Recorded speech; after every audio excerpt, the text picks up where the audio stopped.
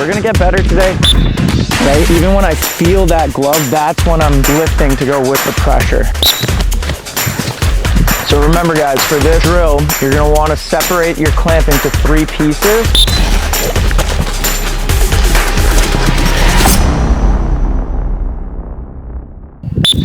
Left hand, ready. What's going on guys? Coach Derek here, back with another video. Today we are bright and early this Saturday with Griffin. You guys have seen him before on the channel and today is no different. We're gonna get better today. A couple things we're gonna focus on: clamp and then exits under pressure. He has a game today. Their face-off guy is pretty good at countering. So we're gonna make sure he has nice clean exits, sensing that pressure and getting a secured exit to himself. So with that being said, let's get after it. Set.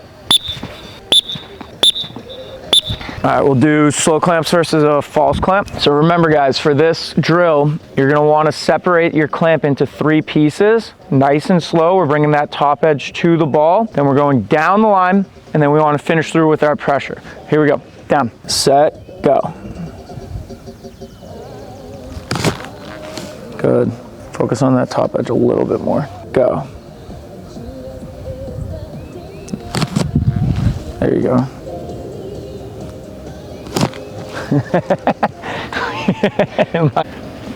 We also got a daily beag, yeah, perking his little butt towards you guys. We got the daily beag with us this weekend, and he loves face-offs just as much as the next guy. Who's a good boy? Nice. Okay, full speed, clamp versus half clamp, ready? A little bit too much forward. Focus on those hands down the line first. Nice, that was really good. Perfect, that one was money. Good. Now we're gonna get into a little bit more live scenarios with exits under pressure. I'm not gonna full speed counter. I'm just gonna show my hands, and we're gonna start this with a half clamp, and then he's gonna clamp through my pressure, a little bit of a delay, and then I'm bailing to show hands for a shovel or reverse shovel. He needs to exit accordingly. This is great for getting that sense of where your opponent's pressure is, especially when they lift it from the ball after you make that initial contact. All right, you ready? There's gonna be a slight delay after you make that contact down. So you're sitting there? Yeah, try to get like all the wall done on bailing. That pressure to that bottom edge so you can have a cleaner exit. Because I was back clamped on it. Yep, when you back clamp, that's because you're pushing too much forward. We need to get that pressure down the line towards the ball and then press on that bottom edge for a clean pinch. Right, Milo? He's like, why'd you wake me up so early? Right, pop, that's... When you're exiting in this game though, I want you focusing on bringing that right hand more to your left pocket. Okay. That little bit of a turn is just gonna help in the security, right? Yeah. Getting that separation from your opponent. Good. Yeah, like when you clamp, like your shoulders go upfield a lot. It stems from your stance being a little bit more square, but that's not what I'm worried about. I'm worried about your focus on the transfer of pressure down the line into the ball. You know what I mean? So if you just focus on that, you're gonna be fine. Moving forward, we're gonna start a little bit more tie-up scenario and then exiting out of that tie-up scenario. So I'm gonna start with 70% of the ball. He's gonna start with 30%. We're gonna engage in that tie-up, make a couple of movements, and then when I bail, show my hands, he needs to exit accordingly. I want you to try to pinch and pop with that conventional pinch, okay? Yeah, like that.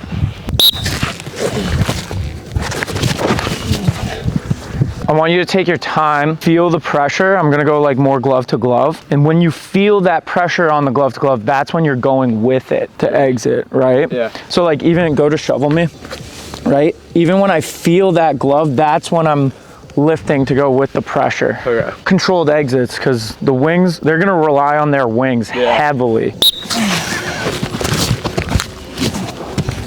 Better job taking your time. All right, so like the overall theme with exits under pressure, too many guys that I coach think they need to get the ball out like right away. Yes, we want to get the ball out faster before our opponent can get to our hands, but we also want it to be secured. Like I was just saying, we don't want the ball to come out in a GB scrum. We want to come out and have it in our stick. That's going to be the most security and give you the most opportunity to get the possession for your team. So really take that time, and I want to emphasize that you have more time than you think to exit. All right, so take that extra time, pinch, and drag away from your pressure.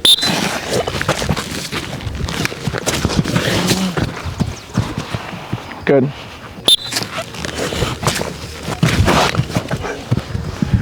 We're gonna end with a couple of live reps, just get him dialed in, make sure he's ready for the game today. We'll go around 70% speed just because we're not wearing helmets.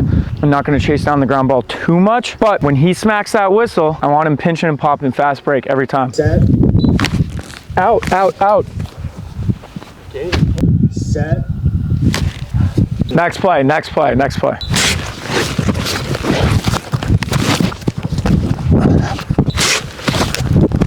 Set.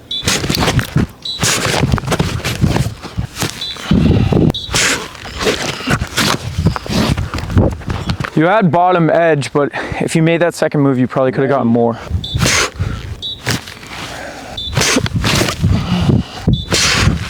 Finish her up. Ow.